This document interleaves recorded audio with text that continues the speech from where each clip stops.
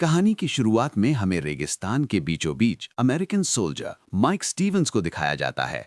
उसके साथ उसका साथी टॉमी मेडाविक्स भी होता है। दोनों रेगिस्तान में एक खूंखार टेररिस्ट के इंतजार में बैठे हुए हैं, जिसकी यूएस मिलिट्री कई महीनों से तलाश कर रही है। थोड़ी देर बाद उनसे कुछ दूर लोग इकट्ठा होना शुरू हो जाते हैं। दरअसल ये एक वेडिंग सेरेमनी होती है। माइक अपना निशाना लगाता है, लेकिन जैसे ही वो टेररिस्ट को शूट करने वाला होता है, अचानक उस टेररिस्ट के सामने दूल्हा आ जाता है। इस वजह से माइक गोली नहीं चला पाता और वो अपनी गन का निशाना हटा देता है। इसके बाद माइक की गन की दूरबीन से सूरज की रोशनी रिफ्लेक्ट होती है, जिसे टेररिस्ट के एक आदमी ने देख लिया। उसे समझ आ जाता है कि दूर कहीं कोई स्नाइपर छुपा है।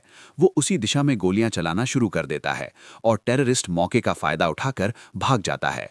माइक और टॉमी जवाबी फायर करते हैं, लेकिन अब टेररिस्ट के लोग उनके पीछे पड़ चुके हैं। दोनों एक चट्टान के पीछे छुप जाते हैं, पर उन्हें पता है कि ज्यादा देर तक यहां नहीं टिक सकते। लेकिन किस्मत यहां उनका साथ देती है, क्योंकि अचानक रेगिस्तानी तूफान आ जाता है और टेररिस्ट के लोग पीछे हट जाते हैं। पर माइक और टॉमी अब खुद इस तूफान में फंस चुके हैं। ये दोनों यूएस आर्मी से मदद मांगते हैं, लेकिन आर्मी उन्हें बताती है कि उन्हें पास के एक गांव तक खुद पहुंचना होगा। वहां से आर्मी उनकी मदद भेजेगी, लेकिन वो गांव यहां से लगभग 5 घंटे की दूरी पर है। कुछ ही देर बाद तूफान रुक जाता है और दोनों गांव की तरफ बढ़ना शुरू कर देते हैं। कई घंटे चलने के बाद उनके सामने एक लोहे की प्लेट उड़कर आती है। इस प्लेट पर खतरे का साइन बना होता है। माइक घबरा कर कहता है कि हमें आगे नहीं जाना चाहिए। नॉर्थ अफ्रीका में पिछले कई दशकों से युद्ध चल रहा है, इसलिए यहाँ के कई इलाकों में लैंड माइन्स बिछाई गई हैं और ये जगह भी उन्हीं माइन से भरी हुई जगहों में से एक है। लेकिन टॉमी इसकी बात नहीं मानता। टॉमी कहता है कि यहाँ से गांव बहुत दूर नहीं है। हमारे पास सिर्फ दो ऑप्शन हैं, या तो हम प्यास से मर जाएं या फिर गांव पहुंचकर अपनी जान बचा लें। माइक आगे बढ़ना नहीं चाहता, लेकिन उसके पास कोई और विकल्प भी नहीं होता। टॉमी माइक को दिखाने के लिए कि रास्ते में माइंस नहीं है, उससे आगे चलना शुरू कर देता है। लेकिन तभी टॉमी का एक पैर माइंस पर आ जाता है। एक जोरदार धमाका होता है और इस ब्लास्ट में टॉमी अपने दोनों पैर खो देता है। माइक उसके पास दौड़कर जाने की कोशिश करता है, लेकिन जैसे ही वो अपना पैर आगे बढ़ाता है, उसे क्लिक की आवाज सुनाई देती है।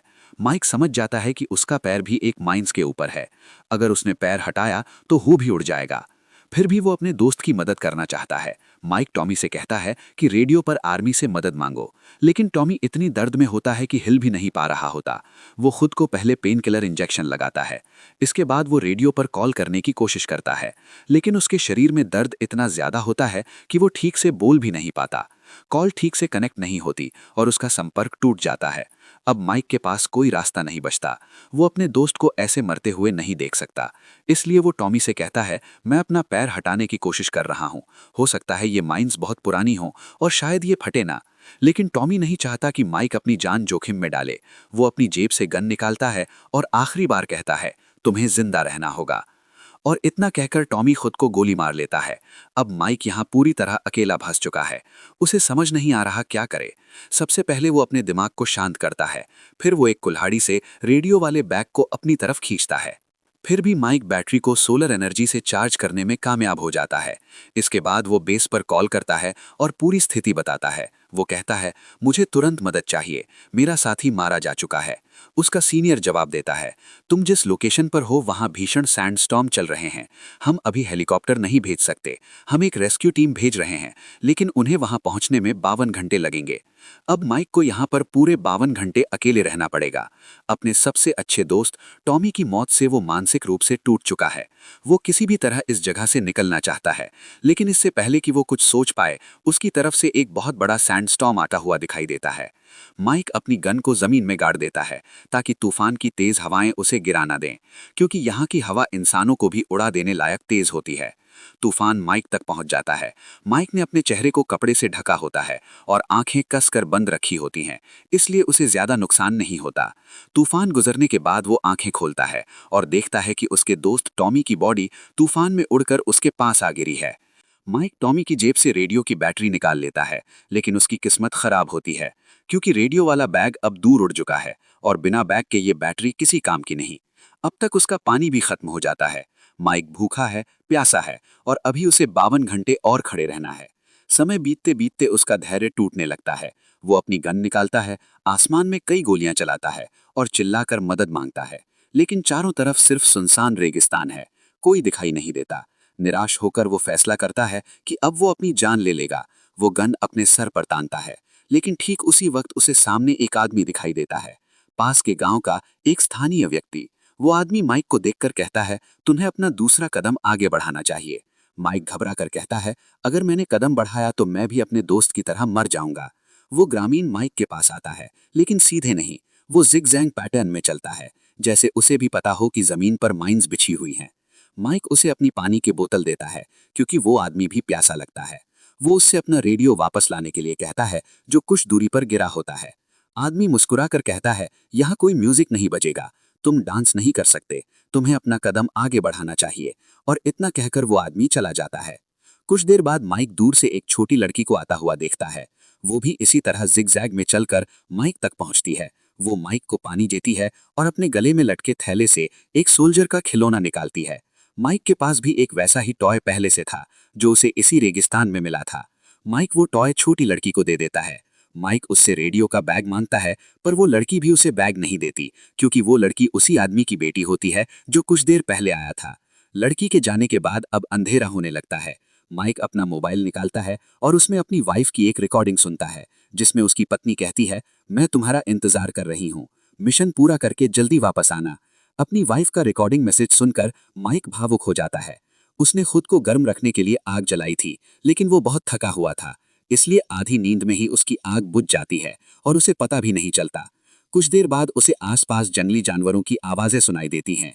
इस रेगिस्तान में खतरनाक वाइल्ड डेजर्ट डॉग्स होते हैं और वो धीरे धीरे माइक की ओर बढ़ रहे होते हैं, जैसे उसे शिकार बनाना चाहते हों। माइक अंधेरे में गोलियां चलाता है, लेकिन चारों तरफ इतनी गहरी रात है कि उसे कुछ दिख नहीं रहा होता। वो टॉर्च जलाता है और एक डॉग पर निशाना साधता है। गोली सही लगती है और वो डॉग उछलकर एक लैंड माइन पर जा गिरता है। माइन फटते ही एक जबरदस्त धमाका होता है और बाकी सभी डॉग डरकर वहां से भाग जाते हैं। सुबह होने पर वो गांव वाला आदमी फिर माइक के पास आता है। उसे माइक को जिंदा देखकर हैरानी होती है। वो कहता है, तुमने इस खतरनाक रेगिस्तान में पूरी रात इन जानवरों से बचकर निकाल ली, ये किसी चमत्कार से कम नहीं है। वो आदमी फिर कहता है, तुम्हें अपना कदम आगे बढ़ाना चाहिए, लेकिन माइक उसकी बात नहीं मानता। वो आदमी से पूछता है, तुम्हें माइंस का पता है, इसलिए तुम जिगजैग चलते हुए आते हो, है ना? आदमी शांत होकर जवाब देता है, मुझे नहीं पता माइंस कहाँ है, लेकिन अगर मैं सीधा चलूंगा तो कभी ना कभी मेरा पैर किसी माइंस पर पड़ेगा ही। जिगजैग चलने से मेरे बचने की उम्मीद बढ़ जाती है। माइक उससे अपना रेडियो वापस मांगता है। वो आदमी रेडियो दे देता है और वहां से चला जाता है। अब माइक को भ्रम होने लगते हैं।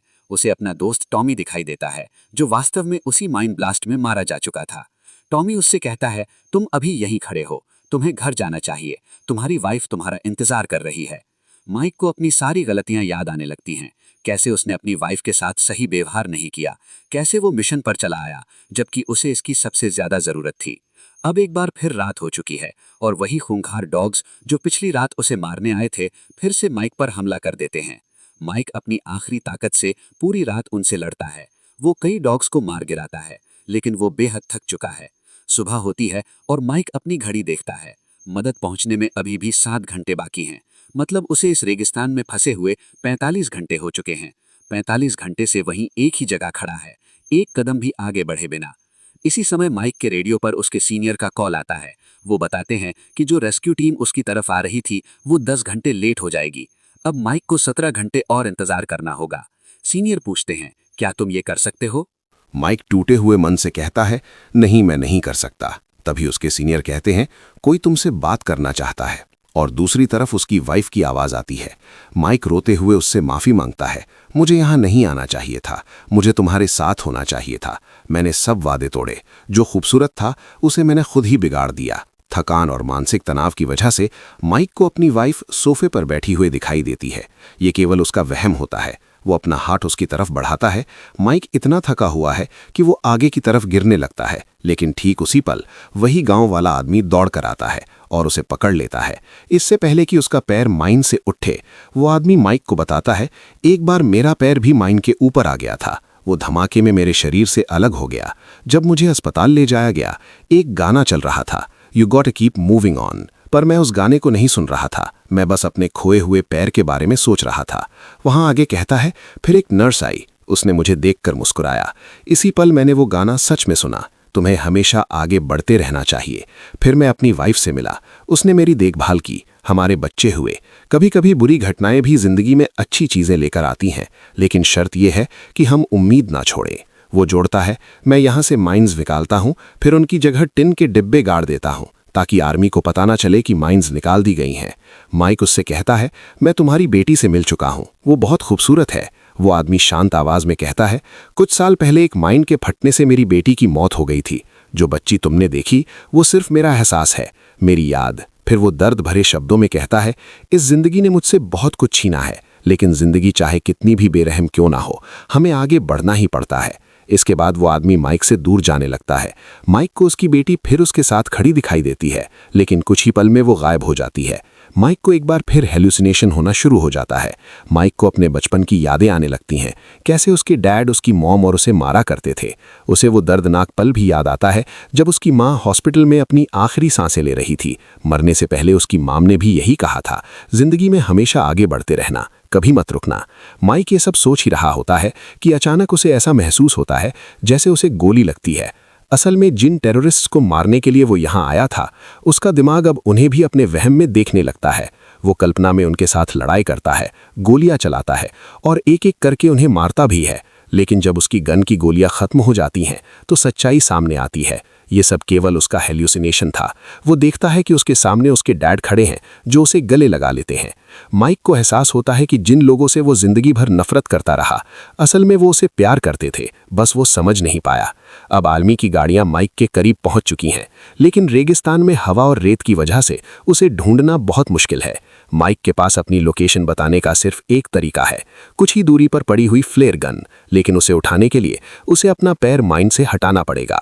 माइक हिम्मत जुटाता है और आखिरकार एक कदम आगे बढ़ा देता है, पर ना कोई क्लिक आती है, ना कोई ब्लास्ट होता है। माइक हैरान रह जाता है। वो वहां नीचे की रेत को खोदता है तो वहां माइन की जगह एक टिन का डिब्बा मिलता है, ठीक उसी तरह जैसे उस आदमी ने बताया था कि वो माइंस निकालकर उनकी जगह डिब्बे गाड़ देता है। माइक डिब्बा खोलता है, अंदर वही सोल्जर का टॉय रखा हुआ है। बस 8 घंटे तक एक ही जगह खड़े रहने के बाद माइक रेत पर गिर जाता है। ये हादसा उसकी पूरी जिंदगी बदल देता है। माइक वापस अपने देश पहुंचता है। एयरपोर्ट पर उसकी वाइफ उसे लेने आई होती है। उसे देखते ही माइक उसके सामने अपने घुटनों पर बैठ जाता है और यहीं पर इस मूवी का अंत हो जाता है।